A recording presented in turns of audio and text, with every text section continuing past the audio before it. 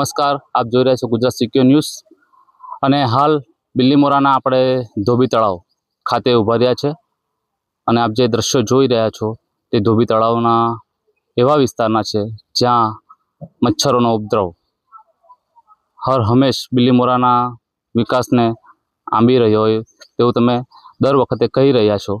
તે વસ્તુને આજે આપણે વિઝ્યુઅલ દ્વારા જોઈશું અને વિપક્ષ નેતા મલંગભાઈ કોલિયા સાથે વાતચીત કરીને વધુ વિગતે જાણીશું। તો જણાવશો કે આ ધોબી તળાવમાં જે સમસ્યા છે તેના વિકાસ માટે કેટલા રૂપિયાનો ખર્ચો થયો છે? આ ધોબી તળાવની પાછળ 32 લાખ રૂપિયા જેવાનો માતબર ખર્ચો થયેલો હતો અને થોડો વખત પહેલા જ એને પાછું બ્યુટિફિકેશનના નામે 2-3 લાખ રૂપિયા ખર્ચાયા છે। પરંતુ આજે તમે જોઈ શકો છો કે આ તળાવ ગટરોના પાણીથી ભરાયેલું છે।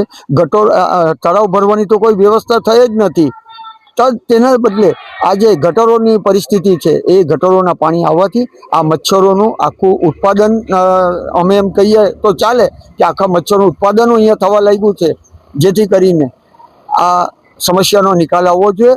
અને જે તે વખતે અમે પણ મચ્છર જે મશીન છે એ મંગાવવા માટે અમે પણ મંજૂરી આપેલી, પરંતુ એ અમે જાણતા હતા કે જ્યાં સુધી આ બધી ગટરો બંધ નહીં થશે ત્યાં સુધી આ બધા 4 લાખ રૂપિયાના મશીનો કોઈ કામમાં આવવાના નથી। એ ટેમ્પરરી રાહત આપશે, પરંતુ લોકોના સુરક્ષાના નામે આ પૈસા બગાડવાનું જે કાર્ય ચાલુ રહ્યું છે એની હંબે અમને વાંધો છે। મશીનો લાવો, પરંતુ એની હંબે આવા ગટરોના કાર્યો જે ગટરો જે ભરાતી છે એને પણ બંધ કરી દેવું। આ જે પાણી છે તે કયા કયા વિસ્તારમાંથી અહીંયા પહોંચે છે? જે તળાવમાં આ જે દૂષિત પાણી છે જે પ્રજાજનો તેનાથી સમસ્યાથી અત્યાર સુધી તકલીફ ભોગવી રહ્યા છે, તો તમને તેના વિશે જણાવશો? આ પાણી જે આ સ્લેબ ડ્રેન ગટર બનાવવામાં આવેલી છે એમાં કોઈક જગ્યા પર કંઈ લીકેજ થયા હોય કે એને ચોક્કસ કોઈ જગ્યા પર મૂળ બનાવીને આ જગ્યા પર છોડી દે એ મારા એન્જિનિયરને જ ખબર પડશે, પણ તમે હાલ જોઈ શકો છો કે આ બધું ગટરનું પાણી જે તમે 24 કલાક માટે આ પાણી આવતું જ રહે છે। એના પરથી ખ્યાલ આવે છે કે કોઈને કોઈ જગ્યા પર આ લીકેજો છે અથવા તો જે સ્લેબ ડ્રેન બનાવેલી છે એમાંથી કોઈક જગ્યા પર પરિસ્થિતિ બગડતા આજે આ તળાવ લોકોને અને જે મૂંગા પશુઓને પાણી પીવા માટે બનાવેલું, લોકોના સુવિધાઓ માટે બનાવેલું તળાવ આજે મચ્છરોનું રમતગમતનું મેદાન બની ગયું છે।